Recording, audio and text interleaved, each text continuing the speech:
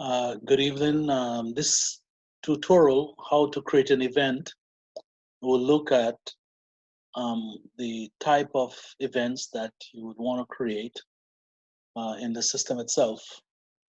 Um, so in order to create an event, obviously, you need to log in, and you also need to have the access of an editor to be able to create an event.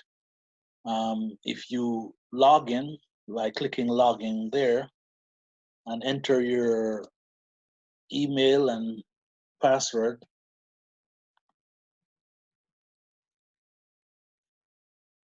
Now, once you log in, if you're an editor, you may get the editor screen, which is like this, and then you go straight to click on the menu up here, out of fire, and then view sites. That means you have editor access. Also, you'll know if you have editor access if you click on the event itself once you're logged in, and you have the new tab here to create new events. This will tell you that you have editor access. So to create a new event, you click on new event, and you go ahead and you fill out the event itself. So normally, what kind of events can you put here? Is there any church events that you may have? Pathfinder may have some activities that they wants the director wants to know who will be participating, or even you may have a church business meeting or board meeting or whatever the event is, or even an evangelistic event that you will be having, maybe a week of revival. Whatever the event is, the main purpose is that you can create it here. And so let's say I'm going to create, for example, an outdoor activity. We're going to go to door to door in Fort Lauderdale, for example. Normally, this kind of event is outside of the church. It's a group meeting somewhere on the street. And so therefore, it is best to use, these are the different kind of events that you can have. And so therefore, it is best to use, for example, no, oops, not church service, not community service, department meeting, or preaching lesson, or spiritual gift, or Bible study. But I'm going to say community service because we're going into the community to do some service. And when are we going there? Let's say we're going there on the 30th, right? And what time? Okay, let's meet at, say, for example, let's say in the morning, 10 a.m.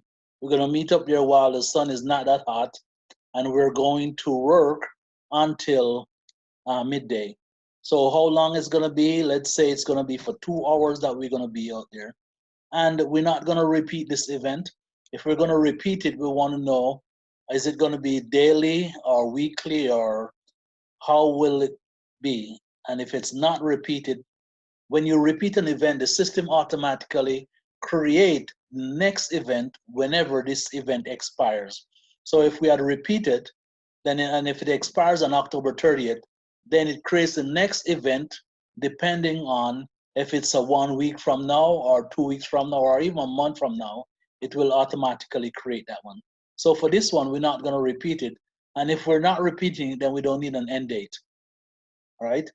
And so sometimes if you have the address, you will put the address here. But if you don't have the address, then you leave it blank. Now the thing is that who is it that you're going to be the main person out there to take care of this door-to-door activity? So I said, let me choose Sidney Gooden here. He's the one who will be leading out in this door-to-door event. And so, what would you put here? You put a summary because the summary shows up whenever you do a email. And so you want the summary to show up if you have a passcode. But in this case, we're not using a passcode, so we don't need to set up a Zoom access because we're just meeting out on the street. In other words, to meet at the corner of 56th Avenue and 31st Street in Fort Lauderdale.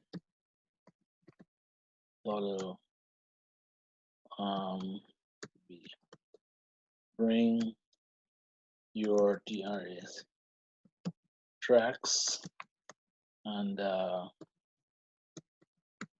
pamphlets. Okay, so this is yeah, okay. Now, if you have a flyer that you would want to be part of the event, then you make sure you click here and then select the flyer itself, and then add the flyer if you have one, right? Let's say, for example, if this was the flyer, then you click here to select it. And in this case, it's going to be a public meeting. It could be a private meeting, or you could disable a meeting if you no longer need it. Private meetings are normally like department meetings that you're having, board meetings, any kind of meetings that is not public to everyone, but it's private to only the group that are going to be involved. They are the only ones that will see it when you invite them. Public meetings, though, is if you need everybody in the whole world to evangelize to them, to let them know what's going on, inviting them, then you can select public meeting. So I'm going to hit submit here. And when I hit submit, it will create the event itself and email it to me, right? It will create the event and email it to me. So it says, congratulations, your new event was created, which is this event here. Now, I can copy this link here and then email it, and then go to my email and email this information to the people who I need to attend, that I need to attend.